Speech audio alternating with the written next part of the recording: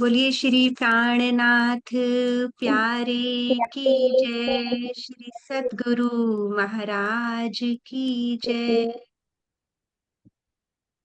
प्रणाम जी, प्रेम प्रणाम जी, सभी सुंदर साजी के चरणों में प्रणाम जी। आप सबके धाम हृदय में विराजमान प्रियतम अक्षरातीत के चरण कमल में कोटि कोटि नमन। तो प्यारे सुंदर साज जी, आप सबका ई गुरुकुलम की ये शुक्रवार की बीतक मंथन में स्वागत है। तो जैसा कि मैं अपने नए जुड़े सोल बडीज को बताना चाहती हूँ कि हम शुक्रवार को 8:30 बजे से 9:30 बजे तक रात को बीतक का मंथन कर रहे हैं, और शनिवार को युवा वर्ग 8:30 से 9:30 बजे तक सेवा पूजा से हम मंथन चल रहा है आजकल। तो बहुत ही सुंदर समाधनि बांधते हैं आप सब सुंदर साथ के साथ। तो चलिए इस सत्र को आज प्रारंभ करते हैं कामिनी जी के द्वारा सतगुरु वंदना से।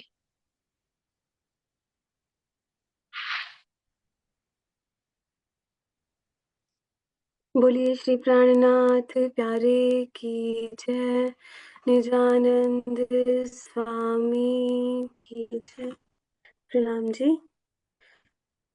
बंदो सतगुरु चरण को करु धनि प्रेम प्रणाम। अशुभ मंगल करन श्री देव चंद्र जी नाम। श्री प्राणनाथ निज मूल पति श्री महराज सुनाम। तेज कुंवर श्यामा जुगल पल पल करूं प्रणाम। श्री प्राणनाथ तुम सत्य हो, तुमसे चलत जहाज। मैं अधीन करनी नहीं, बाह ग्रहे की लाज। पिया बाह ग्रहे की लाज। प्रणाम जी। प्रणाम जी सुंदर साथ जी। तो हमारा बीतक साहिब में प्रकरण नंबर 1 से लेकर 33 प्रकरण तक हमारा पूरा हो गया है। और मैं आप सबको बताना चाहूंगी कि हमने पिछले शुक्रवार को थोड़ी सी रिवीजन शुरू की थी पहले प्रकरण से चौपाइयों के माध्यम से प्रश्नों के द्वारा। तो उसी सत्र को आगे बढ़ाते हुए, क्योंकि पिछली बारी हमने सिर्फ 3 प्रकरण पूरे किए थे, शायद से वो भी ठीक से नहीं हुए थे। हाँ, भोजनगर तक की बीतक हो गई थी हमारी, कच्छ और भोजनगर की। तो अब मैं उसी रेफरेंस में आपसे चौपाइयों के द्वारा प्रश्न पूछूंगी। तो मेरी आप सबसे रिक्वेस्ट है कि आप अच्छे से पार्टिसिपेट करें और अपने कैमराज ऑन करें अगर आप कंफर्टेबल हैं। तो थोड़ी देर के लिए अपना समय राज्य के नाम करके जल्दी से आ जाइए। तो मैं थोड़ी सी चौपाइयों के माध्यम से आपसे प्रश्न लूंगी, उसके बाद फिर आज का सेशन आगे बढ़ाएंगे। जी सुंदर सा जी। तो सुंदर सा जी, अभी भोजनगर के बाद हमारी नवतनपुरी की लीला स्टार्ट होती है। तो नवतनपुरी की लीला प्रकरण नंबर 5 से मैं आपसे प्रश्न पूछती हूँ। जल पान तो तब करें जब आहार देवें आत्म, तब आहार आकार को देवे ना करे कम। तो ये जो चौपाई है ये किस प्रसंग के रेफरेंस में आई है? ये चौपाई मैं थोड़ी सी दोबारा पढ़ती हूँ आपके लिए। जल पान तो तब करें जब आहार देवे आत्म। मुझे लगता है ये 2 चरण से हम थोड़ा सा चिंतन करने की कोशिश करते हैं। और जी गार्गी जी का हाथ खड़ा हुआ है। हाँ जी गार्गी। प्रणाम जी दीदी।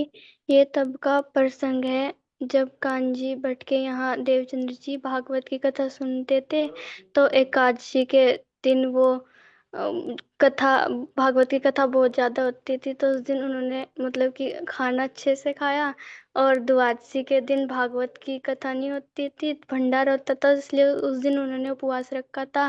तो जो वहाँ के लोग थे उन्होंने इस चीज़ का विरोध किया कि भट्ट जी आप ऐसे अलग अलग ज्ञान दे रहे हो। उनके लिए कुछ और नियम, हमारे लिए कुछ और नियम। तब देवचंद्र जी उन्हें बताते हैं कि मैंने ये संकल्प लिया कि जब तक मेरी आत्मा को आहार नहीं मिलने का, तब तक मैं अपने इस भौतिक शरीर को भी आहार नहीं दूंगा। जी, बहुत सुंदर उत्तर गार्गी, आपने पूरा प्रसंग याद दिला दिया।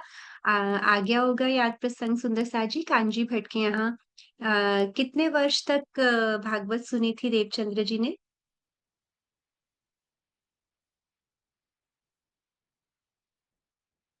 जी लक्ष्य।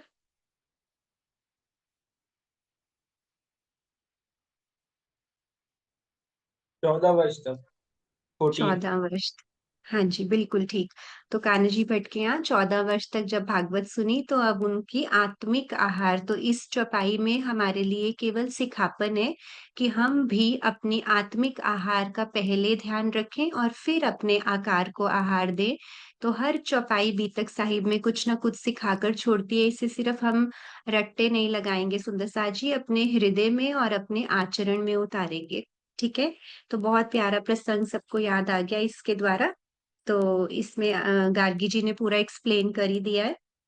तो नेक्स्ट चौपाई लेते हैं। 14 वर्ष निष्ठाबंध सुन्यो श्री भागवत जब, ये तो दोनों चरणों का सबको क्लियर ही है।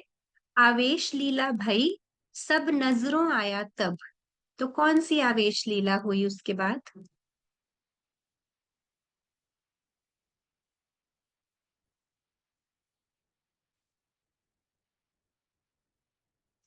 हाँ जी यशिका। प्रणाम जी दीदी।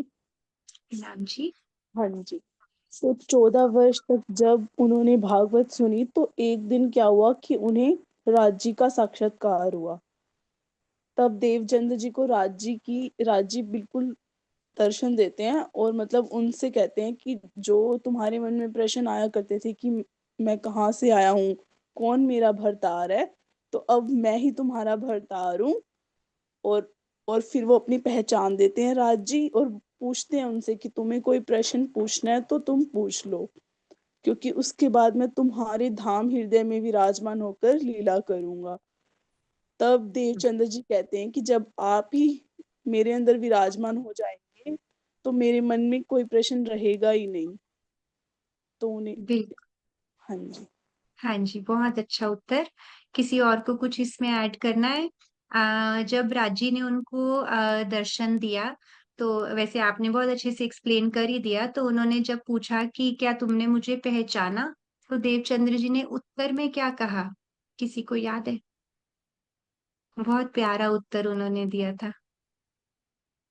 रूबी, आप स्माइल कर रहे हो, आपकी स्माइल से पता चल रहा है कि आपको उत्तर आता है, तो आप बोलो। राम जी, सुंदर साथ जी। शायद उन्होंने ऐसा कहा था कि मुझे ऐसा लगता है कि मतलब आप वही हैं मैं जिनकी खोज कर रहा हूँ, और शायद आप मेरे आत्मा के प्रीतम हैं। उन्होंने कुछ बिल्कुल। ऐसा। हाँ, तो वो बहुत सुंदर चौपाई का मैं एक चरण आपको रिवाइज कराना चाहती थी, आपने बिल्कुल सही बताया। तुम हमारे खाविंद एता जानत हैं हम, बस इसके आगे कुछ नहीं। इतना प्यारा मुझे ये उत्तर लगता है। श्यामा जी कहती हैं कि बस मुझे ऐसा लगता है कि आप ही मेरे खाविंदो, आप ही मेरे प्रियतम हो, मुझे इतना जरूर पता है। क्योंकि इतना खूबसूरत वो नूरी स्वरूप जिसके दर्शन हो रहे हैं उस समय, तो उनसे ज्यादा सौंदर्य तो कहीं और नहीं आज तक उन्होंने देखा ना। इतना ढूंढ ढूंढ के, हर तरह के मत पंतों में घूम घूम के, तो ऐसा सौंदर्य उनको लगा कि ये तो मेरे प्रियतम ही हो सकते हैं जिनको मैं इतने समय से खोज रहा था। तो बहुत प्यारा आंसर। और दर्शन से पहले एक तरह से देवचंद्र जी की कुछ परीक्षा की घड़ी आई थी। मैंने वैसे काफी हिंट दे दिया अपने प्रश्न में, बट वो क्या परीक्षा ली राजी ने उनकी, याद है किसी को? जी बबीता जी, आप आंसर करेंगे? हाँ जी, प्रणाम जी। अनम्यूट कीजिए। एक बार मैं फिर से रिक्वेस्ट भेजती हूँ। हाँ जी।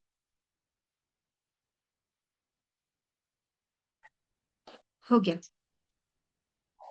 प्रणाम जी। प्रश्न ये था प्रश्न क्या था?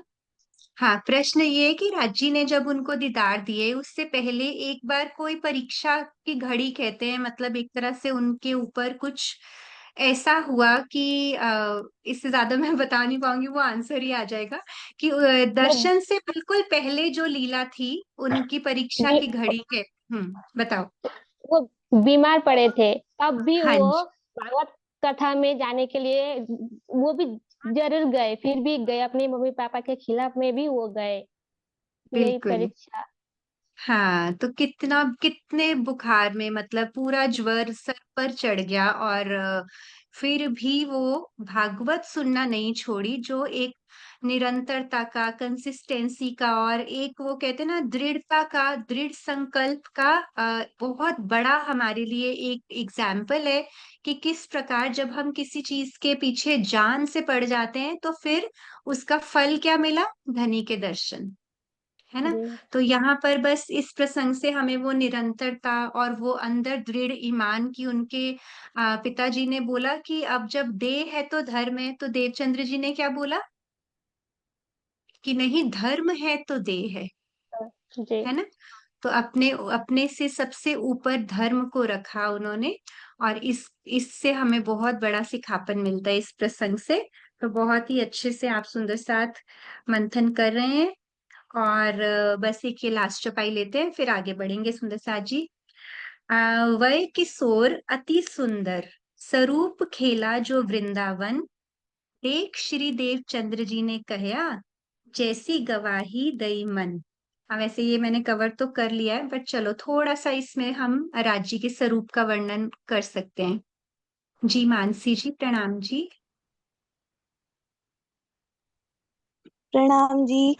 ये वो वाला प्रसंग है जब राज जी ने देवचंद्र जी को दर्शन दे दिए थे, तब देवचंद्र जी ने उन्हें कहा था कि मुझे तो आप वही लग रहे हैं जिन्होंने वृंदावन में रास खेली थी, और आप ही मेरे आत्मा के प्रियतम हो। जी बिल्कुल, बहुत सुंदर, यही प्रसंग है, आपने परफेक्ट आंसर दिया। जी सुंदर साथ जी, तो अभी थोड़ी सी आज चौपाइयाँ ली है क्योंकि आगे का प्रसंग लेते हैं हम। अब क्या है सुंदर साथ जी, हम प्रकरण नंबर 33 हमने पिछली बार किया था, तो 34 हमने आज शुरू करना है, लेकिन उससे पहले थोड़े से कुछ विशेष पॉइंट्स ऐसे हैं जो हम एक तरह से वृंदा जी हमारे लिए थोड़ा रिकैप भी करेंगी, और आगे आने वाले प्रसंगों की भूमिका भी तैयार करेंगी। तो वैसे मैं नए जुड़े सुंदर साथ को बताना चाहती हूँ कि ये बीतक की जो चौपाइयों से पढ़ने की सेवा सुंदर साथ करते हैं, युवा सुंदर साथ। पर आज थोड़ा सा प्रसंग ऐसा था समझने वाला, तो वृंदा जी हमें समझाएंगी। तो अगली बार किसी को भी चौपाइयाँ पढ़नी हो तो आप मुझे नाम दे सकते हैं, तो हम टीका शेयर करके चौपाइयाँ पढ़ सकते हैं। ठीक है, तो अभी चलते हैं हम वृंदा जी के पास। पिछला रिकैप, कहाँ पहुंचे थे हम, थोड़ा सा वो भी याद दिला देंगे, और आगे भी लेते हैं। प्रणाम जी। जी, सभी सुंदर साथ जी के चरणों में प्रेम प्रणाम जी। एक मिनट सुंदर साथ जी।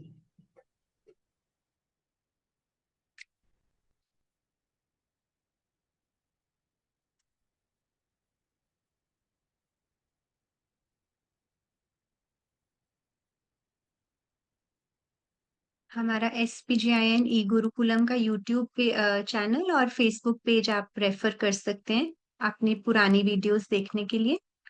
जी वृंदा जी आ गए। हाँ जी।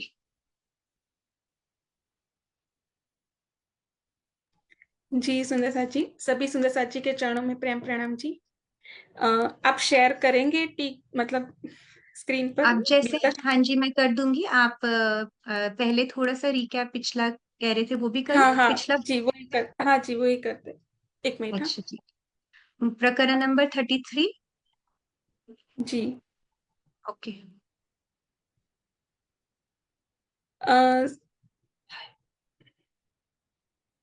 सबसे पहले जब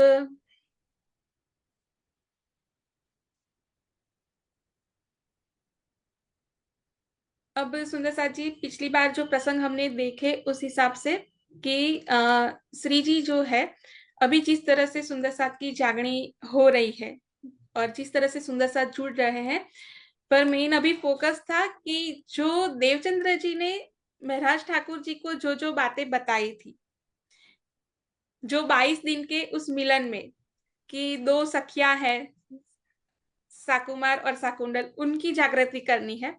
तो अब उनका फोकस इस बात पर भी चल रहा है।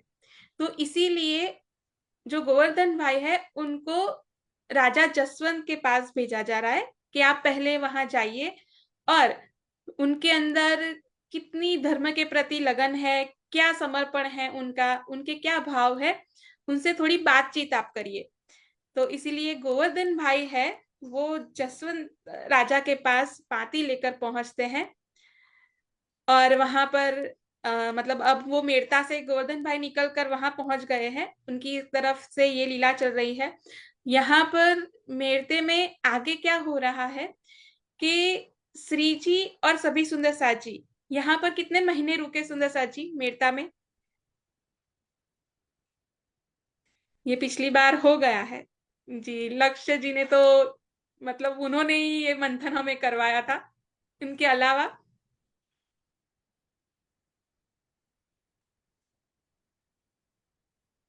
सिर्फ लक्ष्य का ही हैंड रेज है, आप ले सकते हो। 4 महीने।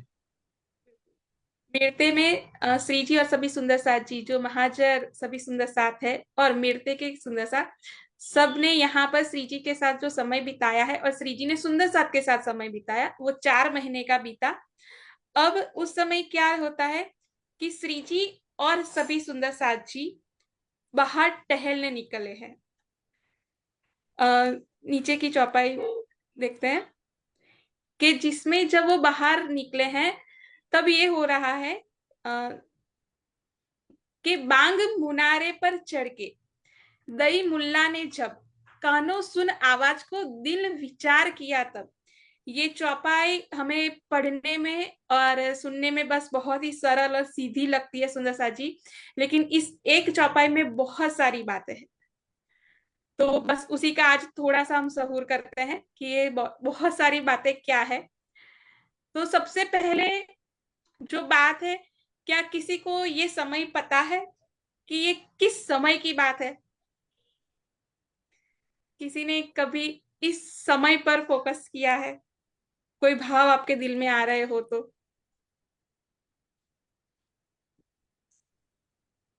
बड़े सुंदर साथ जी भी अगर जुड़े हुए हैं तो वो भी जवाब दे सकते हैं। जी बबीता जी, आप बता सकते हैं। हाँ जी।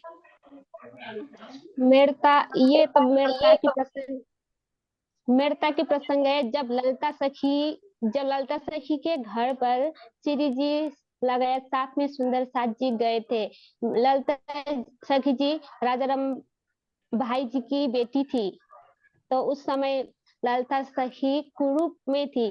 तब उस टाइम कोई भी मतलब उनको इतना पसंद नहीं करते थे। जब श्री जी ने उनको जब सुंदरता करवाए तब वो विश्व सुंदरी हो गई। तब की प्रसंग है। इतना ही अभी। जी, इसके सिवाय कोई सुंदर साथ जी को कोई भाव आ रहा है दिल में?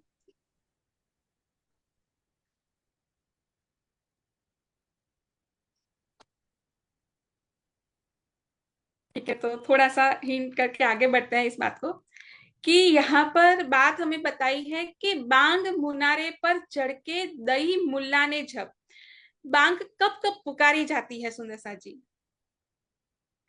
तो ये समय होता है नमाज का समय, जब जो मुसलमान लोग हैं वो नमाज पढ़ते हैं मस्जिद के अंदर। अब जब ये नमाज पढ़ी जाती है तो नमाज मुसलमान लोग के जो उनका जो फर्ज बंदगी करते हैं उसमें 5 तरह की नमाज है, 5 समय की नमाज है।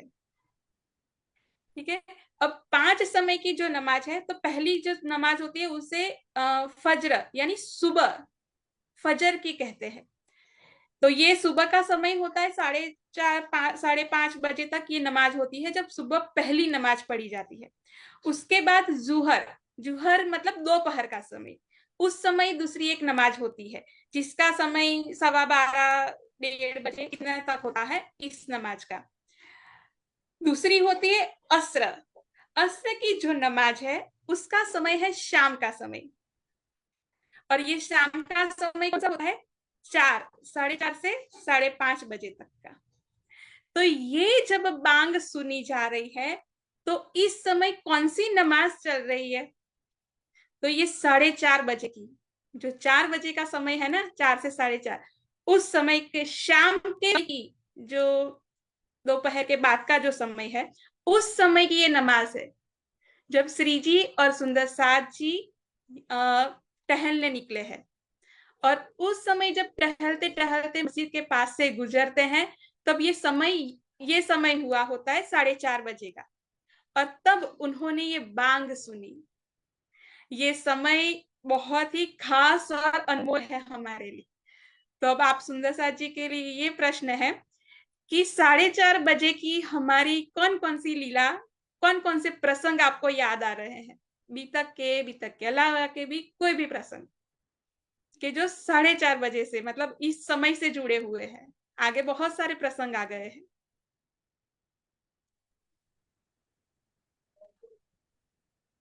4:30 के प्रसंग जैसे कि आपने पहले भी एक्सप्लेन किया था कि हमने जो ये खेल था माया का देखने का, ये भी हमने 4:30 बजे ही मतलब रांची से मांगा था। और जब हम ब्रज से रास में गए थे तब भी 4:30 का ही वक्त था।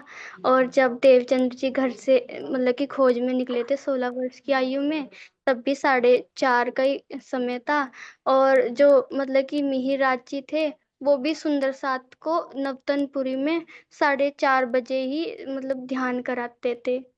जब बिहारी जी गादी पे विराजमान थे तो उस समय वो राजा के यहाँ नौकरी भी करते थे ना, तो शाम के समय फिर वो सुंदर साथ को चर्चा सुनाते थे और 4:30 बजे ध्यान कराते थे।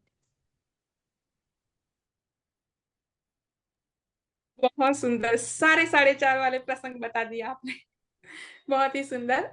तो अब तक जो हमने प्रसंग देखे हैं बीतक के अनुसार ही, तो ये बहुत ही अच्छे से गार्गी जी ने बता दिया कि हमने खेल मांगा, हमारे खेल में आने का समय भी यही रहा। ये मैं इस समय को मैजिकल टाइम कहती हूँ कि ये सच में एक जादुई समय है। तो 4:30 बजे हमारी ये लीला, उसके बाद इस खेल में जब व्रज में जब हमारी लीला हुई और व्रज से जब हम रास में गए, तब भी जो बांसुरी बजाकर रास में बुलाया गया, तो वो भी 4:30 बजे का ही समय था, शाम का समय। उसके बाद जो देवचंद्र जी ने घर छोड़ा, वो भी यही समय था। तो ये बहुत ही अच्छे से गागी जी ने सब एक्सप्लेन कर लिया है। तो इस समय को और इन प्रसंगों को सुंदर जी याद रखिएगा। अब इस प्रसंग के साथ ये 4:30 का प्रसंग एक और हमारे साथ जुड़ गया है कि अब जो ये बांग सुनी गई, तो उस समय जो नमाज चल रही थी उसका समय भी यही है, 4:30 बजे, कि जब ये बातें ला इला इल्लल्लाह, ये जो कलमा है, वो श्री जी के कान में आया। कानों सुन आवाज को, एक मिनट थोड़ा सा फिर से वही चौपाई करिए। हाँ, कानों सुन आवाज को दिल विचार किया तब। देखिए ये बात किसकी चल रही है? श्री जी है और उनके साथ बहुत सारे सुंदर साथ है, ठीक है। ये किनका दिल विचार कर रहा है सुनकर? कानों तो सबने सुना, ये सुनना जो है ना, तीसरे चरण में कानों सुन आवाज को, ये आवाज, ये सुनना और कान सबके काम है, पर दिल विचार किया तब। पर दिल, किसके दिल ने ये विचार किया ये सुनकर? श्री जी के दिल ने विचार किया। बिल्कुल, कि श्री जी के दिल ने ये विचार किया है। क्या विचार किया है और क्या बात है, वो इसके बाद की चौपाई में बता रहे हैं।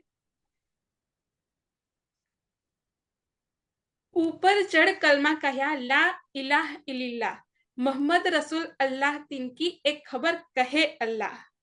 कि जब ये कलमा, ये बातें श्री जी ने सुनी, महसूस की, तब उनके दिल में ये सारी बातें खुलने लगी कि ये तो हमारी ही बातें हैं। अब इसका अर्थ ये नहीं है कि ये बातें उनके दिल में पहले नहीं थी, ये बातें वो जानते थे, उनके दिल में ही थी, लेकिन इन बातों पर अभी तक ध्यान, मतलब कार्य शुरू नहीं हुआ था। यहाँ पर ध्यान पूरा देकर इस तरफ अभी काम शुरू नहीं किया गया था।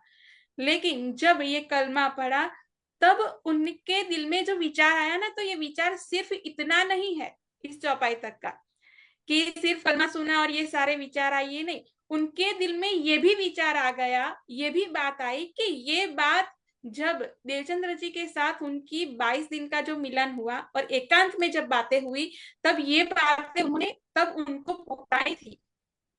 क्या बातें बताई थी? उसमें से ये बात भी थी कि कुरान पक्ष में भी हमारी बातें हैं, उस एक परमात्मा की बात कही गई है, उस एक खुदा ताला की। देवचंद्र जी खुद भी इस पर आगे करना चाहते थे काम, सेवा के मुसलमान पक्ष पर भी हम आगे बढ़े, लेकिन उस समय जो परिस्थितियां थी तो वो समय ऐसा नहीं रहा कि वो कुरान पक्ष को आगे बढ़ा सके या बात कर सके। लेकिन ये सारी बातें जो देवचंद्र जी ने उनको तब बता ही दी थी, तो वो बातें भी उनके दिल में विचार आ गया, सारी बातें। और तब ये जो कलमा उन्होंने सुना, तब उनका दिल बहुत ही खुश हो गया, क्योंकि अब सिर्फ एक पथ पर नहीं, एक पथ के साथ हम दो पथ पर चल रहे हैं। अब यही से हमारा चलना आगे शुरू हो रहा है। अब हिंदू पक्ष के लिए तो राजा के पास भेज दिया है वहां पर सुंदर साथ को, पहले ही गोवर्धन भाई को। लेकिन अब जो मुसलमान पक्ष है, मतलब जो कुरान का पक्ष है, वहां पर भी अब हमें कार्य शुरू करना है। तो इसके लिए अब आगे की चौपाई में कहते हैं, ला तो नाही को कहा, इला तो है हक, ए अक्षर अक्षरातीत की बात बड़ी बुझरक। अब इस चौपाई में बहुत पहले एक बार मंथन हुआ था ऐसे ही जूम में, तब सुंदर साथ का कहना था कि ला तो नाही को, कि ला जो है उसका अर्थ होता है ना, नहीं, जिसका अस्तित्व नहीं, यानी जो क्षर है, नस्वर है, कि जो खंडित हो जाता है, तो उसे कहते हैं ला। तो ला तो नाही, यानी ला का अर्थ क्या है? नाही, जो नहीं है।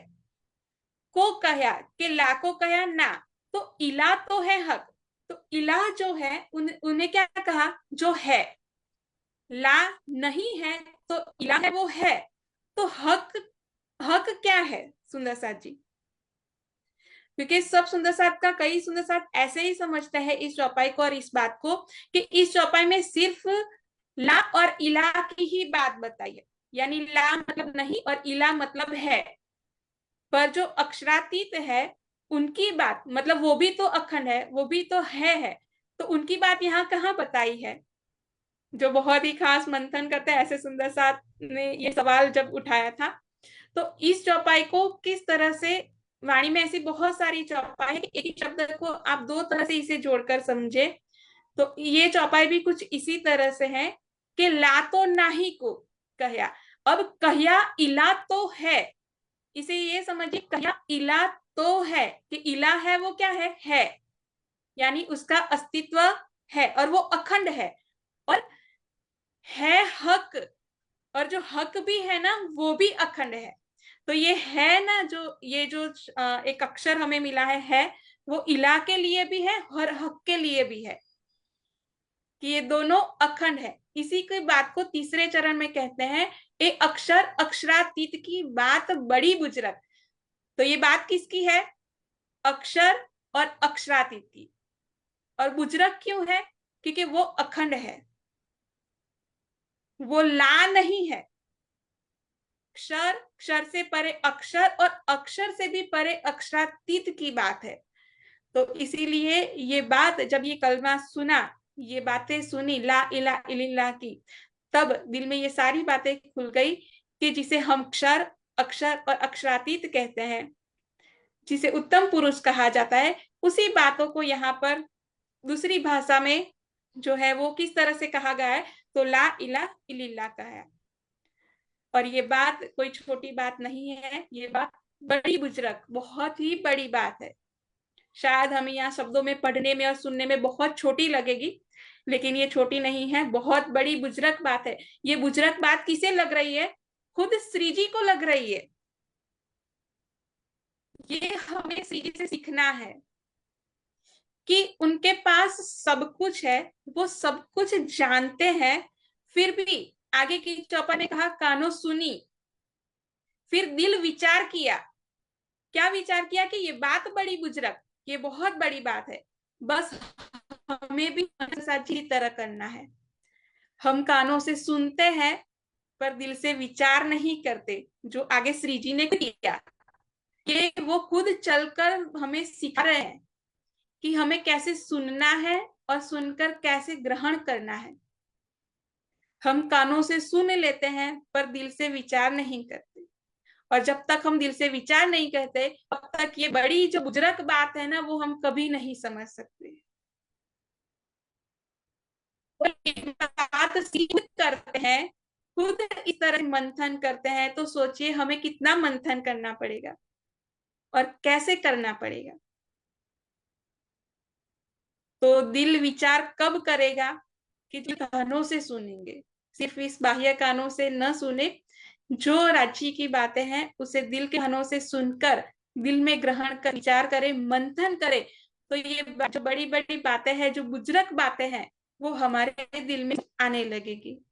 जी, इसके बाद की चौपाई देखिए, जो आगे बात की वही बात यहाँ चौपाई में बता ही दी है। ये तो श्री देवचंद्र जी कही, कहाँ से आए तुम, दूसरा तो कोई है नहीं, इनका कौन दावा करे बिना हम। कि ये बातें तो श्री देवचंद्र जी ने मुझे बता दी, कही थी कि कहाँ से आए तुम, कहाँ से यानी कहाँ से आए तुम। ये चलिए हमें ये चरण सोचिए कि ये चरण हमें कहा जा रहा है कि कहाँ से आए तुम। किसी ने हमसे ये सवाल पूछा है कि कहाँ से, तो ये कहाँ में आए हम। सुंदर सी परम धाम से आए हैं। बिल्कुल, कि जो आगे बात कही ला इला इलिल्ला की, जो अखंड है उस अखंड से हम आए हैं। और ये बात तो देवचंद्र जी ने बहुत ही अच्छे से समझा दी थी सभी सुंदर साची को।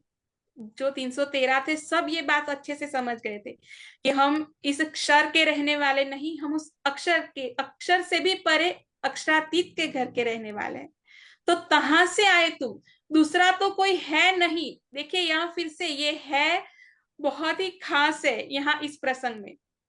दूसरा तो कोई है नहीं, इनका कौन दावा करे बिना हम, कि इसका दावा कौन कर सकता है हमारे बिना।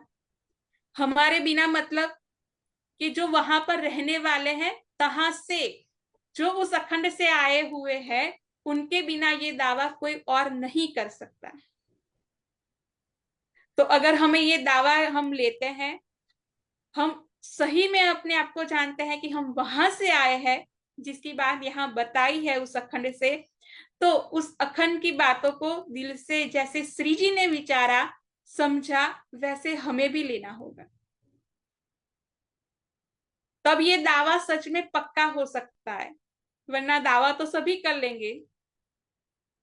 अगर कोई, किसी को कोई एक्ट्रेस या कोई मतलब बहुत पसंद है और कोई उनकी तरह दिखता है थोड़ा सा भी, तो वो सोचता है कि मैं ये एक्ट्रेस या ही मतलब जो हीरो या हीरोइन हूँ, ऐसी हूँ या लगता हूँ ऐसे, तो उसे वो दावा मतलब कहने से तो नहीं हो जाएंगे ना।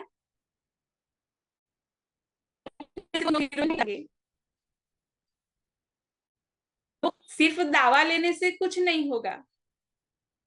दावा लिया है तो उस दावे के अनुरूप हमें चलना होगा, हमारी रहनी उस तरह से होनी चाहिए।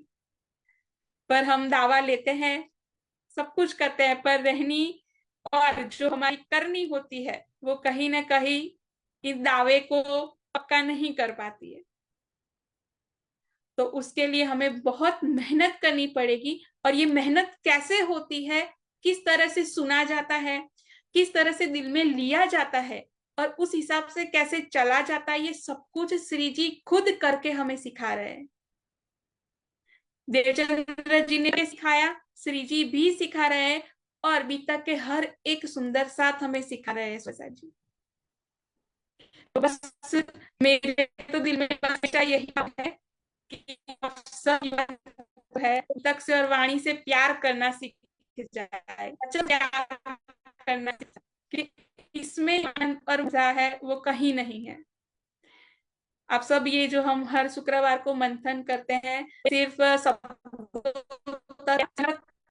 या सुमित ना रहे, ये हमको समझना चाहिए। उसका तो बहुत सारी मतलब बहुत सारी बातें जो स्वामी जी ने लिखी है, जो पिछली बार हमने मंथन किया है। और आगे कहते हैं, तहकीक हमारे कासिद हम वास्ते ल्याए कलाम, सब खबर हमारी होएगी ल्यावे मोहम्मद अलैहि सलाम। तहकीक का अर्थ होता है निश्चित। ये सारी बातें किसकी है? हमारी, वृंदा हमारे लिए। वृंदा आपकी आवाज ब्रेक हो रही है, आप एक बार कैमरा ऑफ करके बोलिए। जी हाँ जी, आप बोलो। जी, अब आ रही है? हाँ जी, बेटर। जी, कि तहकीक हमारे कासिद हम वास्ते ले आए कलाम। कासिद का अर्थ क्या होता है सुंदर साथ जी?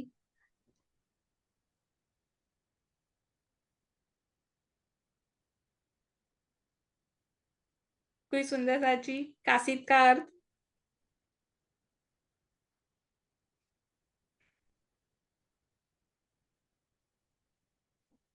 आप नीचे अर्थ पढ़ेंगे तो भी समझ आ जाएगा।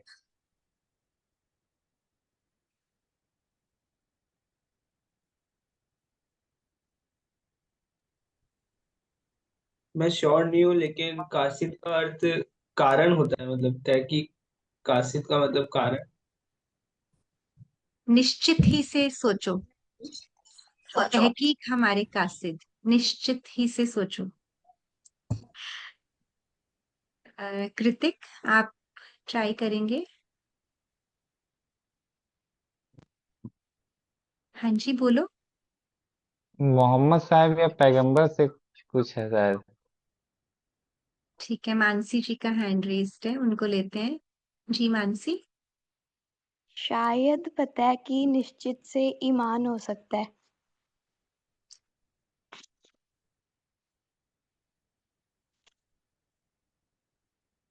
जी वृंदा, आप बता दीजिए। जी एक सेकंड, एक सेकंड, एक और हैंड रेज है जानसी जी का। हाँ जी। हाँ,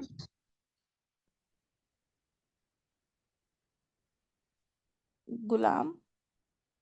नहीं नहीं, कासिद, तहकीक हमारे निश्चित ही क्या निश्चित क्या है? बस एक ही तो चीज है जो निश्चित है इस माया में, है ना?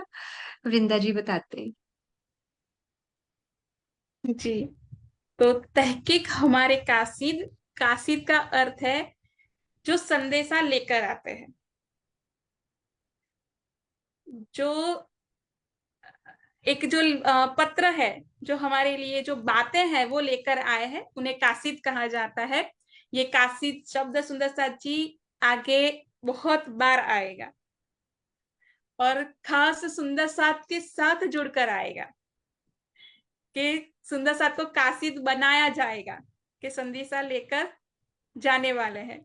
तो इस शब्द को भूल मत जाइएगा, अभी से इसको दिल में बसा लीजिएगा, क्योंकि आगे ये सच में बहुत ही खास बात पर ये प्रसंग, ये शब्द आपको मिलेगा। तो इसलिए कासिद का अर्थ है कि जो संदेशा लेकर, जो बातें लेकर आता है। तो तहकीक हमारे कासिद, वह हम वास्ते ल्याए कलाम, जो कुरान के कलाम है, जो परमधाम की वो बातें हैं, वो इस संसार के अंदर के जब जिस तरह से पिछली बार भी चित्रा जी ने इस बात को बहुत अच्छे से समझाया था कि जब मोहम्मद साहेब कुरान की बातों को यहाँ लाए, मतलब जहां यहाँ पर उतरी जब ये बातें, तब हम ब्रह्म सृष्टिया इस माया के खेल में आई नहीं थी, हमारा यहाँ आना नहीं हुआ था।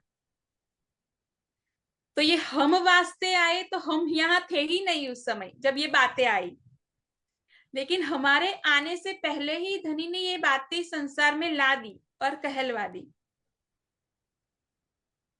तो इसका दावा और मानने वाले बहुत सारे हैं, लेकिन ये कलाम जो है, ये जो इसकी गहराई है, जो सत्य बातें हैं, वो सिर्फ वही समझ सकता है जिनके लिए है। तो ये है कब आया? जब हम इस संसार में आए। और तब ये सारी बातें, अब जो ये कल में है या जो भी बातें हैं जो आज तक किसी को इसकी बातूनी बातें नहीं पता थी, वो अब खुल गई है। तो श्री जी दिल में सोच रहे हैं, ये बातें कह रहे हैं कि हम वास्ते ले आए कलाम, कि ये तो हमारे लिए ही तो आया है। ये बांग पर जो मतलब बांग पुकारी जा रही है ऊपर मीनारे पर चढ़कर, ये पुकारने वाला न जाने कितने सालों से पुकार रहा होगा। इस कलमे को न जाने कितने लोगों ने कितनी बार सुना होगा, लेकिन आज वो सही मायनों में सही जो जो हम है ना यहाँ पर, उनके पास ये कलमा पहुंचा है। तो श्री जी ने इसलिए कह रहा है कि ये हम वास्ते ल्याए कलाम, सब खबर हमारी होएगी ल्याए मोहम्मद अलैहिस्सलाम, कि सब खबर हमारी, इसके अंदर सारी बातें हमारी ही है, ल्याए मोहम्मद अलैहिस्सलाम। कौन लेकर आया? ये कासिद कौन है? अब तो समझ आ गया सभी सुंदरता जी कि ये कासिद अब कौन है। जी यशिका। मोहम्मद सल्लल्लाहु अलैहि। बिल्कुल, मोहम्मद साहब है जो कासिद बनकर आए और ये संदेशा लेकर आए। अब ये बहुत ही सुंदर यहाँ बात है कि ये हमारे, ये कासिद यानी ये अक्षय ब्रह्म की आत्म जो भी ये संदेशा लेकर आए, मोहम्मद साहब जो लेकर आए, वो कौन है? तो हमारे है। वो हमारे हमसे अलग नहीं है, वो हमारे ही है। कई सुंदर आज भी इसे हमारे नहीं समझ पाए हैं, और आगे भी ये प्रसंग आएगा बीतक में ही कि और भी कई सुंदर साथ ऐसे हैं जो ये हमारे जानकर भी उसे अपना नहीं पाते हैं, स्वीकार नहीं कर पाते हैं। पर यही हमें सीखना है कि ये हमारे यानी हमसे कोई अलग नहीं है, तब इन इन कलमों से, इन बातों से प्यार हो सकता है। जी हाँ यशिका जी जी का। हाँ दीदी एक प्रश्न है मेरा यहाँ पर कि मतलब जो मोहम्मद साहिब हैं वो एक ब्रह्म सृष्टि हैं या मतलब अक्षर की आत्मा, मतलब वो कौन है? ये कंफ्यूजन जी है। जी, जो मोहम्मद साहब है वो अक्षर की आत्म है कि अच्छा। हाँ, जिस तरह से हमारी आत्म है उसी तरह अक्षर ब्रह्म की आत्म ने ये लीला जो पूरी है, अरब की लीला वो उन्होंने की है। तो अरब की लीला जो भी चली उसमें जिस तरह से कुरान उतरा, जो भी बातें हुई, तो ये सब अक्षर ब्रह्म की आत्म के माध्यम से, जिस तरह से व्रज और रास की लीला हुई, कि व्रज के अंदर जो लीला हुई उसमें देखते हैं कि एक तन है, उस तन के अंदर एक जीव है विष्णु जी का, और उनके अंदर राज्य की शक्ति है, अक्षर की आत्म भी है, उनके अंदर भी ये सब था। अब यह से ही वही लीला अरब के अंदर हुई कि जो मोहम्मद साहब है कि वो तन है, उनके अंदर अक्षर की आत्म है, और राज्य का ही जो आवे स्वरूप, मतलब राज्य की ही जो शक्ति है, जिसमें जब्राइल भी बहुत ही साथ दे रहे हैं। तो ये सब मिलकर यहाँ अरब की लीला होती है। और इस तरह से मतलब आप इस बात को शॉर्ट में यही समझ लीजिए कि अक्षर की आत्म है। तो अक्षर हमसे अलग नहीं है, क्योंकि ये जो कलमा पढ़ा, जो सुना, तो उसमें भी ला इला, तो इला तो अक्षर है, तो वो कौन है? तो वो हमारे ही है। ये हम जिस तरह से कहते हैं ना सच्चिदानंद, सत चित और आनंद, ये कभी अलग नहीं हो सकते। तो सत कौन है? अक्षर है। चित्त कौन है? धनी खुद है। और आनंद कौन है? श्यामा जी और हम सभी सखिया है। तो हम तीनों कैसे अलग हो सकते हैं? कभी नहीं हो सकते। तो अक्षर भी हमसे अलग नहीं हो सकते हैं सुदर्शन जी। तो ये उनकी ही लीला चल रही है। जी शेयर कर दीजिए चित्रा जी। एक बारी आप अपना कैमरा ऑन कीजिए। आप आपकी वॉइस स्टेबल है, अब क्या पता ठीक से आए। जी ये कर। तो वाणी में बहुत सुंदर चरण आता है ना, स्वरूप एक लीला दोए। तो वो स्वरूप राज्य से अलग ही नहीं है, तो इसलिए फिर हमारे ही हुए ना, तो इसलिए खबर भी हमारी। जी आगे करूं चौपाई? हाँ जी। अंतिम चौपाई में इस प्रकरण के कहा, महामती कहे ए साथ जी, इहा लो ईसा का इलम, अब मोहम्मद को मिल चला कहो एक दिन आदम। के महामती कहे ए साथ जी, ये ए साथ जी हम हैं सुंदर साथ जी, हम अपने आप को यहाँ पर देखे, और जब हम अपने आप को यहाँ पर रखेंगे ना इस चरण के इस बात में, तब ये सारी बाकी सारी बातें हम समझ पाएंगे। तो क्या कहा कि महामती कहे ए साची यहाँ लो इसे का इलम, कि यहाँ तक इसे का इलम मतलब के जो इसारू अल्लाह यानी श्यामा जी के द्वारा जो हिंदू पक्ष की बातें जो हुई, जो भी मतलब जागने की लीला हुई, तो यहाँ तक इलम, इलम कौन सा था? इलम का अर्थ है ज्ञान। तो अभी अब तक कौन सा ज्ञान चल रहा था? जो ईसा यानी कि श्यामा महारानी ने दिया, उनके द्वारा जो बातें हुई उस तरह से उस हिसाब से यहाँ जागनी लीला चल रही थी। लेकिन अब मोहम्मद को मिल चला कि अब मोहम्मद साहेब जो हमारे हैं वो भी ये बातें भी हमारी बातों से जुड़ गई, जो ईसा ने बताई, जो ईसा रूह अल्लाह श्यामा जी ने, उन बातों से अब मोहम्मद की बातें भी जुड़ गई, यानी कुरान की बातें। कहो एक दिन आदम, अब हमें वो एक दिन, यहाँ दिन का अर्थ क्या होता है सुंदर सर जी?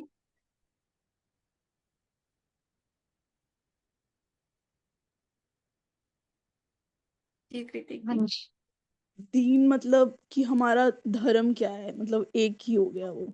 बिल्कुल, अब हम एक जुट होकर एक बात के साथ अब चल रहे हैं। अब कोई भेदभाव तो पहले भी कहीं नहीं था, लेकिन अब जिस तरह से कहते हैं ना कि भाषा अलग है, सिर्फ बात हमारी ही है और एक की है, उस एक परमात्मा की, उस एक अक्षरातीत की, उस एक खुदा की बात अब हम दोनों साथ लेकर अब चल रहे हैं। तो यहाँ पर प्रकरण 33 पूरा होता है। अब आगे कहते हैं कतेब की पूंजी। अब यहाँ से कतेब पक्ष की जो बातें दिल में उठ गई है, खुल गई है, तो उन्हीं बातों को लेकर अब आगे बढ़ रहे हैं। अब जो मेड़ता का ये प्रसंग बना सुंदर साथ जी, ये बांग पुकारने का, तो पहले ये बताइए कि मेड़ते के खास खास प्रसंग कौन से रहे सुंदर साथ जी?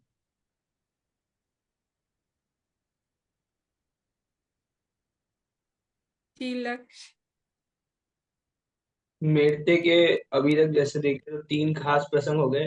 पहला तो लाभानंद यति वाला, और दूसरा ललिता सखी वाला, और तीसरा यहाँ पर ये कुरान के रहस्य खुल गए, जिससे शिव मतलब श्री जी को मतलब कतेब पक्ष का भी यहाँ से शुरू हो जाएगा। बिल्कुल, तो पांचों शक्ति यहाँ से जो श्री जी के अंदर, अब ये पांचों शक्ति जो है वो ऐसा नहीं था कि पहले 4 ही थी या 3 ही शक्ति थी, पांचों शक्तियां श्री जी के अंदर ही थी और उसी तरह से काम हो रहा था। लेकिन अब एक्टिवेट होकर जैसे कुछ होता है ना कि हम कहते हैं कि अब वो एक्टिव हो गए, तो अब ये सारी लीला जो है वो पांचों शक्ति की लीला एक साथ अब किस तरह से आगे बढ़ रही है वो अब हमें बता रहे हैं। तो मेड़ते के ये बहुत ही खास प्रसंग रहे। एक तो लाभानंद यति का प्रसंग जो लक्ष्मी ने बता ही दिया सारा, ललिता सखी का प्रसंग, इसके साथ एक राजा राम और झंझन भाई जी का प्रसंग, ये बहुत ही खास रहा उनका प्रसंग। और ये पांचों शक्ति का जो प्रसंग है वो ये मेड़ते के खास प्रसंग रहे। यहाँ लगे कतेब की चर्चा में नचित, कि अब तक कतेब तरफ हमारा ध्यान नहीं था, उस तरफ चर्चा नहीं बढ़ रही थी। कलमा से हासिल किया लिया मोहम्मद मताइत, कि अब कलमा से जो ये कलमा सुना, बांग सुनी, उसके बाद वो सारी बातें कि अब तो हमें इस तरफ भी ध्यान देना है, इस तरफ भी चित्त करना है। देखिए चर्चा में न चित्त, चर्चा तो हो रही थी लेकिन किस तरफ की? हिंदू पक्ष की हो रही थी। लेकिन अब कलमे से ये हासिल किया कि ये चर्चा सिर्फ हिंदू पक्ष की नहीं, अब हमें दोनों तरफ से चलनी चाहिए। लिया मोहम्मद मता इत, कि मोहम्मद साहब जी ने जो मता यानी जो ज्ञान, जो बातें कुरान के जो रहस्य बताए, वो सब अब यहाँ से आगे बढ़ेंगे। जी इसके बाद की चौपाई कीजिए।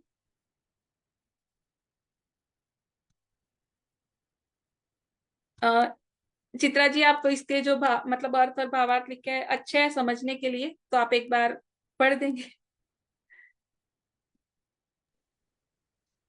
हाँ जी। तो इसमें ये बताया कि जैसे मेड़ता में आने से पहले, जैसे अभी वृंदा जी ने बोला कि बस ऐसा नहीं है कि उनके अंदर वो शक्तियां नहीं थी, वो तो हमेशा से ही विराजमान थी। बस अब वो एक्टिवेट होने से वो कुरान का पूरा ध्यान उधर हो गया और अब कुरान का ज्ञान प्रारंभ हो गया, जिसको हम कतेब की पूंजी कहते हैं। तो पूंजी इज ऑल्सो सुंदर साजी, मतलब कोई पुंज का मतलब होता है सागर, गहराई। तो पूंजी कतेब की ये समझने की बात है कि कुरान में भी हमारे लिए कितनी गहराई आई है, वो भी अब खुलनी शुरू हो गई श्री जी को। तो उन्होंने कहा भावार्थ में कि अक्षर की आत्मा तो महामती जी के धाम हृदय में पहले से ही विराजमान थी। कुरान को कहने वाले स्वयं अक्षरातीत जिस तन में विराजमान हो, उन आयतों को लाने वाला इसराफील और जिब्रील भी हो, तो उनको कुरान का ज्ञान प्राप्त करने के लिए किसी साधन की आवश्यकता नहीं थी।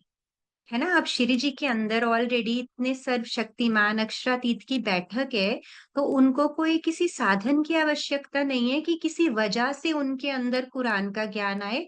लेकिन किंतु मूल स्वरूप मेड़ता से ही कुरान पक्ष के ज्ञान को अवतरित करने की बात दिल में ली थी।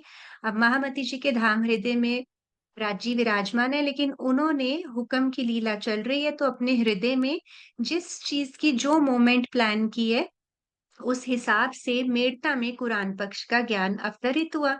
इसलिए लीला रूप में मेड़ता से कुरान पक्ष की चर्चा प्रारंभ हो गई। ये खुलासा की चौपाई से उन्होंने अपनी बात को सपोर्ट किया है कि ये सारे मायने उनको किस तरह से खुलते गए। पढ़िया नहीं फारसी ना कछु हरफ आरत, सुनया ना कान कुरान को, और खोलत मायने सब। तो धीरे धीरे कैसे खुद से ही उनके अंदर ये कुरान के रहस्य खुलने शुरू हो गए। बीतक की इस चौपाई के तीसरे चरण के शब्द को बाह्य अर्थ करके भ्रांतिवश यही कहा जा सकता है कि अरब में 5 वर्ष रहने के कारण महामती जी को अरबी भाषा आ गई थी, और उस ज्ञान के कारण उन्होंने कलमे का भाव समझ लिया। हम कभी भी ये ना समझे, मतलब ये स्वामी जी जो भावार्थ करते हैं वो थोड़े विश्लेषणात्मक होते हैं, मतलब कहने का कि एनालिटिकल होते हैं, कि किसी के भी हृदय में कुछ ऐसी बात आ सकती है, तो उसको एक्सप्लेन किया उन्होंने कि ऐसा ना सोचें कि वो अरब गए थे, वहां से उन्होंने अरबी भाषा का ज्ञान लिया। कैसा सोचना है, जैसा ऊपर एक्सप्लेन किया है ना। पांचों शक्तियां मतलब महामती, महामती का अर्थ ही सुंदर साजी महान बुद्धि वाला होता है ना, तो इसीलिए पांचों शक्तियां जहां विराजमान है वो महामती है। इस प्रकार का कथन प्राणा जी की अलौकिक महिमा पर कुठाराघात करता है, मतलब कि उन पर आघात करने वाली बात है, और उनको सही से ना समझने वाली बात है, और भ्रांति की बात है। तो अब फिर उसके आगे क्या कहा, चौपाई नंबर 2 से लेते हैं। जी वृंदा जी। लालदास को कहा, आज एक बात पाई, तब अरज करी लालदास ने, ए हमको देव दिखाई। ये चौपाई, ये प्रसंग सुंदर साची सच में चित्वन करने जैसा है।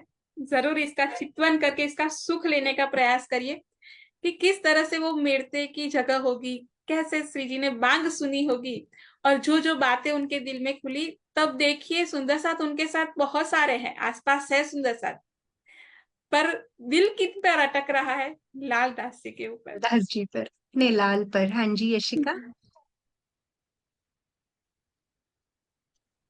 दीदी मेरा एक प्रश्न है यहाँ पे हम्म। कि अब जैसे मतलब ये कहते हुए मैंने सुना है कि मतलब अगर हमें चितवनी ध्यान में कुछ अनुभव हो रहा है तो वो किसी से शेयर नहीं करना चाहिए, मतलब अपने अनुभव अपने तक ही रखने चाहिए।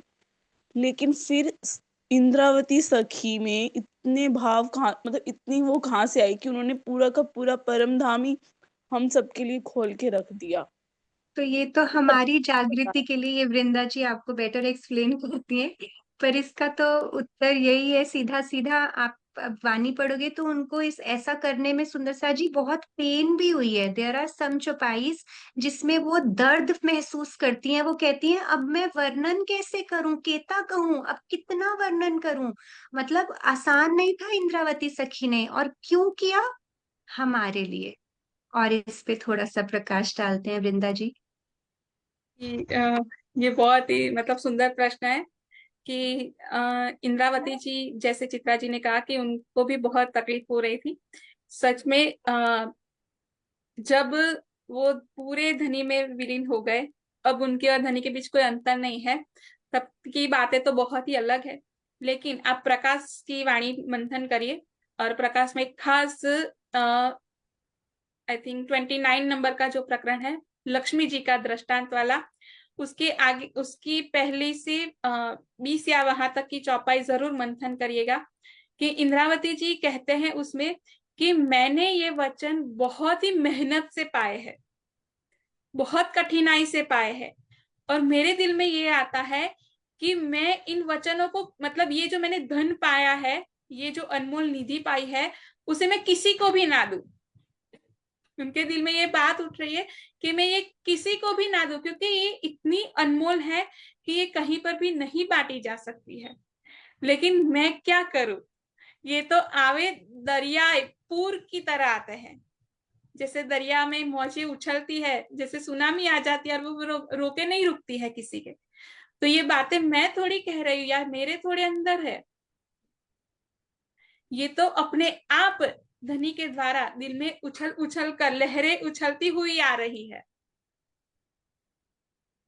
और उसके अंदर ये भी कहते हैं कि मतलब जो उन चौपाइयों में है, आगे एक बात में बहुत सुंदर बात कहते हैं कि ये बात जब इस तरह से कही जा रही है, मतलब ये सागर की तरह जो लहरें उठ उठ कर आ रही है, इस मतलब जो भी सुख है, ज्ञान है, इलम है, या जो भी मतलब जो सुख वो इंद्रावती जी उस समय पा रहे हैं, तो कहते हैं कि जो सुख आ रहा है दरिया की तरह, पूर की तरह बह रहा है, उसे दे रहे हैं। कौन दे रहा है? तो खुद धनी दे रहे हैं। और ये देने में जो ना ले वो अभागी है।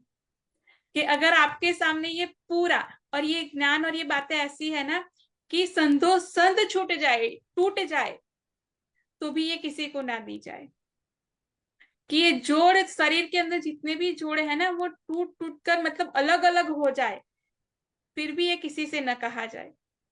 पर अगर ये धनी हमें दे रहे हैं तो ये ले सिर्फ वही सकता है जो वो इसका पात्र हो, जो इसके मोल को समझता हो। तो इंद्रावती जी को भी बहुत तकलीफ शुरुआत के समय में, जब हफ्से की वाणी की बात कर रहे हैं तब ये प्रसंग आता है, तब उनको भी दिल में हो रहा था। वाणी में सिंधी में भी कहा है कि मीठा गुज मासुक का कबू आशिक करे ना कोई, पड़ोसी भी ना सुने यो आशिक छिपी रोए। कि जो सुख वो लेते हैं आत्म, वो सुख तो इस तरह से लिए जाते हैं कि पड़ोसी भी ना सुन पाए, उस तरह से घुज रीत से लेते हैं। लेकिन अब सबसे बड़ी बात है कि हमारे दिल के भाव क्या है इसमें। हम अगर धनी किसी कारणवश ये बातें जो दिल में जो अनुभव होता है, वो बात अगर मुख से बाहर निकलवा रहे हैं या कहलवा रहे हैं, तो आपके उस बात को कहने के पीछे के दिल के भाव क्या है, ये बहुत महत्वपूर्ण है। जैसे किसी को ज्ञान होता है तो किसी के दिल में ये होता है उनके भाव के, मैं बस ज्ञान को प्रकट करूं, जो मेरे अंदर बहुत कुछ है मैं वो बता दूं। तो ये अहम भाव लेकर जब ये बताया जाता है ना, तो ये वो अनुभव बताने जैसे नहीं होते हैं। लेकिन सच में आप ये चाहते हैं कि हाँ, जो सुख मैंने लिया, उस सुख से, उस बात से किसी और सखी का या सुंदर साथ का भी लाभ हो, वो भी ये सुख या इससे भी ज्यादा बढ़कर कोई सुख प्राप्त करे, और आपके दिल से अगर वो बात निकल रही है तो बहुत ही खास और अच्छी बात है। इंद्रावती जी के दिल के भी तो यही भाव है कि मैं किसी को न कहूं, लेकिन एक तो सबसे पहले कि ये मैं नहीं कह रही, यानी इंद्रावती जी कहते कि ये मैं नहीं कह रही, ये कहने वाले तो धनी है। और धनी क्यों कहलवा रहे हैं? कि जो हमारे साथ, यानी इंद्रावती जी के दिल में ये भाव है कि जो मेरे साथ परम धाम से मेरी सभी सखियां आई है, उनके बिना तो मैं कैसे आगे बढ़ सकती हूँ। तो ये जो सुंदर साथ के प्रति प्रेम भाव है, इसीलिए उनके दिल से ये बातें धनी ने ही कहलवाई। और कहलवाने के बाद जैसे चित्रा जी ने अभी बहुत सुंदर चौपाई बताई दी कि कितना करूं, क्या वर्णन करूं, तुम देखो कर चितवन, कि मुझसे तो जितना थोड़ा सा हो पाया कर लिया, बाकी सुख तो उन्होंने भी इसका बहुत ही अनंत और अपार लिया है। पर जो शब्दों में हो गया धनी ने करवा दिया है, अब उसे सिर्फ वहां तक सीमित रहकर अटक न जाइए, देखो कर चितवन के तुम भी, यानी हम सबसे ये कहा जा रहा है कि हम भी चितवन करके उन सुखों को ले। तो आई थिंक शायद मैं प्रॉपर वे में ना दे पाई हूँ नहीं आपको, नहीं पर जितना नहीं, समझ आया। बहुत अच्छे से समझ आ गया। दो भाव है ना इसमें सुंदर साथ जी छिपे हुए, वृंदा जी ने बहुत अच्छे से एक्सप्लेन कर दिया कि कुछ तो चीजें हैं कि हमें खुद से चितवन में देखनी है, तभी हम धनी का प्रेम हमारे हृदय में आएगा। और कुछ बातें हैं कि सुख त्यों ब्रह्म सृष्टि को तो मैं अंगना नार। तो इसलिए ये जो बैलेंस है ना, ये वाणी क्रिएट करती है। धीरे धीरे जैसे जैसे आप ब्रह्मवाणी का मंथन करेंगे, आपके हृदय में ये चीजें खुलती जाएंगी। हर चीज राजी ने प्रसंग के हिसाब से वैसे ही प्रेजेंट की हुई है। जैसे आपको अंदर प्रश्न आएंगे, उसका उत्तर मिल जाएगा बहुत जल्दी, वाणी से ही मिलता है। बहुत अच्छा प्रश्न था यशिका आपका। तो वृंदा जी अभी कंटिन्यू करना है बस आगे? वो चौपाई, सिर्फ वो चौपाई कर अच्छा, लेते हैं। ठीक है। हाँ, ये हो गई ना लालदास जी को? हाँ, हाँ, ये अभी एक चल मिनट। रही हाँ, थी। हाँ। तो लालदास को कहा, देखिए ऐसा ही कोई प्रसंग आगे आया है सुंदर सा जी। कौन सा प्रसंग, कौन सी बात आपको याद आ रही है कि उठा था किसी के दिल में ये भाव कोई और उन्होंने खास एक सुंदर साथ को ये बातें बताई थी? यशिका, आपका हैंड रेस पहले से है कि फ्रेश है? बताइए। आई थिंक देवचंद्र जी को जब ये सुख मिला था तो उन्होंने सबसे पहले गांगजी भाई को ये सब बताया था। बिल्कुल, बहुत सुंदर। कि जिस तरह से जब देवचंद्र जी को पहली बार ये बातें खुली, कितनी मेहनत उन्होंने भी की 40 साल तक। और जब 40 साल के बाद उनको उनके प्रश्नों के जवाब मिले जो 11 साल में उठे थे। देखिए कितनी बड़ी बात है कि कितना धैर्य और कितना प्रेम, कि जो 11 साल की उम्र में प्रश्न उठे, उसके जवाब उनको 40 साल हुए तब मिले। और जब वो सुख उन्होंने पाया, ये बातें उन्होंने पाई, तब वो सोच रहे हैं कि किससे कहूं। और तब सबसे पहले उन्हें गांगजी भाई मिले थे, और गांगजी भाई से उन्होंने ये सारी बातें कही थी। यहाँ पर श्री जी के साथ लालदास जी है, और श्री जी लालदास जी को कहते हैं कि आज एक बात पाई। देखिए, ये सुखदेव ब्रह्म सृष्टि को, जैसे अभी चित्रा जी ने बताया कि कैसे ये सुख दिया जा रहा है, तो कहते हैं कि मैंने आज एक खास बात मेरे दिल में पाई है। तो तब अरज करी लालदास ने, तब लालदास जी सामने जवाब देते हैं कि हमको देव दिखाई, कि ये बात हमें भी बताइए, दिखाइए कि क्या ऐसी बात धनी आपके दिल में आज उठी है या आई है। इसके बाद की चौपाई कर दीजिए। तब बात कलमे की कर दिखाई सब, मोहम्मद कुरान लाए सब तुम्हारा मतलब। ये बहुत ही सुंदर चौपाई है सुंदर साथ जी।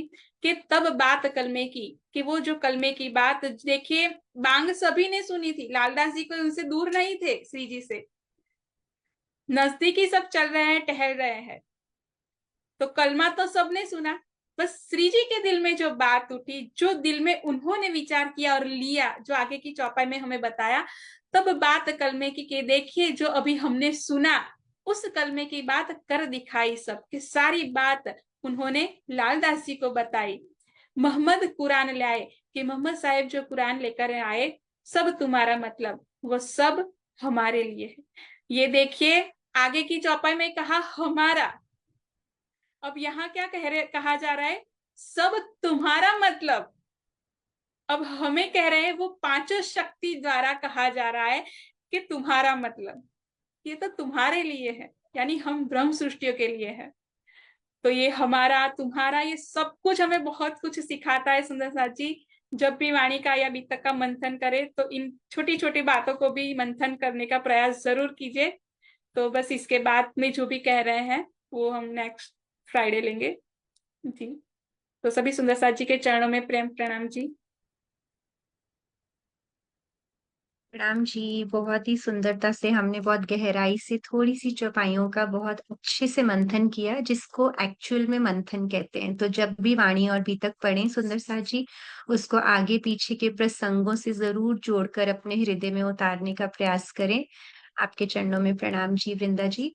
किसी भी सुंदर साथ के हृदय में कोई जिज्ञासा या कुछ भी कोई प्रश्न आ रहा है तो पूछ सकते हैं। या अभी तक जितना भी किया सबको क्लियर है ना सुंदर साथ जी? क्योंकि ये थोड़ा सा समझने वाले प्रसंग है। हाँ जी, लक्ष्य बताइए। राम जी, मेरा ये प्रश्न था कि जैसे कुरान में और मतलब हमारी गीता में तो साक्ष्य है हमारी, और गुरु ग्रंथ साहिब में भी है, तो क्या बाइबल में भी है? कि बाइबल में भी हमारी मतलब बातें जो है वो सुप्रीम ट्रुथ गॉड की, जैसे हम अक्षरातीत कहते हैं जिसे खुदा कहा गया, तो वैसे वहां पर सुप्रीम ट्रुथ गॉड कहा गया, तो ये इशारे और बातें तो बाइबल में भी है। बाइबल का वो है ना, love is God, God is love. तो अब आपको तो राजी ने बता दिया लव क्या है। अब लव उनके अलावा तो कोई और है ही नहीं है, तो love is God, God is love. ये सिर्फ हमें मालूम है कि प्रेम केवल राज्य का नाम है, कहीं और प्रेम हो ही नहीं सकता, है ना। और बाकी इसीलिए मुझे हाँ जी। अ, तो इसी बात को जो अभी बताई चित्रा जी ने, कि जो लव की बातें, जो प्रेम की बातें बाइबल में अंदर कही गई, उन्हीं बातों को, यानी उसी को इंजिल वाणी हमारी रास हमें मिली। तो हम्म, ये इंजिल है, वो प्रेम की बातें जो हाँ। है वो उसी उसी मतलब माध्यम से है, सुंदर साथ जी। हम्म, जी। हाँ जी गार्गी। तो वो बाइबल के बारे में ना, मतलब स्वामी जी की पुस्तक है शाश्वत सत्य की ओर, प्राणनाथ ज्ञानपीठ से प्रकाशित हुई है। उसमें एंड में स्वामी जी ने बाइबल से भी साक्षियत दे रखी है कि उसमें भी हमारा वर्णन किस प्रकार है। तो आप उसको भी पढ़ सकते हो, उसमें भी उसमें पूरा एक्सप्लेन है कि कहाँ कहाँ लिखा है, कौन कौन से चैप्टर्स है उसके, सारा टोटल। ठीक गार्गी, थैंक यू। जिससे ये पता चलता है आप स्वामी जी की लिखी बहुत सारी पुस्तिकाओं से जुड़े हुए हो। और मेरे पास है ये पुस्तक, तो अगर मुझे मिल गई और मैं फोटो खींच के भेज पाई तो जरूर भेजूंगी युवा सुंदर साथ के ग्रुप में। जी सुंदर साथ जी। ठीक है, तो मिलते हैं सुंदर साथ जी कल इसी समय 8:30 से 9:30 आप सबके साथ, और 7:15 से 8:15 छोटे बच्चों की बैठक में। तो आपके आसपास जितने भी छोटी छोटी प्यारी प्यारी रूहें राज्य की, उनको जरूर लेकर आइएगा। तो कल शनिवार 7:15 से 8:15 उनकी भी बीतक चल रही है, और ये राज्य की ही मास्टर प्लानिंग है कि युवा बीतक और बाल बीतक शुरू अलग अलग हुई थी, लेकिन उधर भी मेड़ता का ही प्रसंग चल रहा है और इधर भी मेड़ता का ही प्रसंग चल रहा है। तो धनी चाहते हैं कि मेड़ता में क्या खास है वो हमारे हृदय में उतर जाए। तो इसलिए एज डज नॉट मैटर, वाणी और बीतक मैटर्स, है ना सुंदर सा जी। चलिए बोलो श्री प्राणनाथ प्यारे की जय, श्री सतगुरु महाराज की जय। प्रणाम जी, सबको प्रणाम जी। जी। जी, सभी सुंदर साथ जी से एक और बात कि अभी लाइव प्रसारण चल ही रहा है, जो जागनी यात्रा चल रही है उसका, तो उसे भी सुने और शेयर करते रहिए सबके साथ। जी, प्रणाम जी सभी सुंदर साथ जी को। जी सुंदर सा जी, एक और बहुत प्यारी सेवा आपकी ही सोल बड़ी कामिनी जी ने की है। थोड़ा सा एक सिर्फ उसकी हम झलक देखते हैं, मैं जल्दी ये सबके साथ शेयर कर दूंगी। ये रेडी रेकनर्स, जैसे आपको कभी भी कोई पॉइंट्स दिमाग से निकल जाते हैं कभी, कि इसके बाद श्री जी कहाँ गए थे, तो उसको दिमाग में रखते हुए ये बीतक का उन्होंने सारांश लिखा है 33 प्रकरण का। तो अभी ये 1 से 2 दिन के अंदर आपके साथ शेयर कर दिया जाएगा। जैसे ये आप इसको फटाफट से रेफरेंस के लिए देख सकते हैं। तो ये 1 to 33 प्रकरण तक बहुत प्यारी सेवा कामिनी और यशिका ने मिलकर की है आप सबके लिए, तो जल्दी आप तक पहुंचा दी जाएगी। तो ये इसमें बहुत आसान हो जाएगा, क्योंकि हम भी, मतलब मैं अपनी बात कर रही हूँ, मुझे अभी तक भूल जाता है कि श्री जी इसके बाद कहाँ गए थे। तो अगर ऐसा कुछ रेडी हो हमारे पास, तो बार बार उसको रेफर करने से हमें चीजें याद रहने लग जाती है। ये देखिए लाठी बंदर से ये कोक बंदर, और ये वाला तो पूरा रूट हमें कब बहुत बारी भूल जाता है। ये वाला रूट है ना जो मुझे, मतलब पर्सनली मुझे याद है, मैं इसको रट्टा लगाती होती थी सुंदर सा जी, मुझे फिर भी याद नहीं होता था। लेकिन अब बहुत प्यारी धनी ने हमारे लिए सेवा की है। ये होते हैं पूर के पूर। राजी कहते तुमको इश्क उपजावने, करूं सो अब उपाय।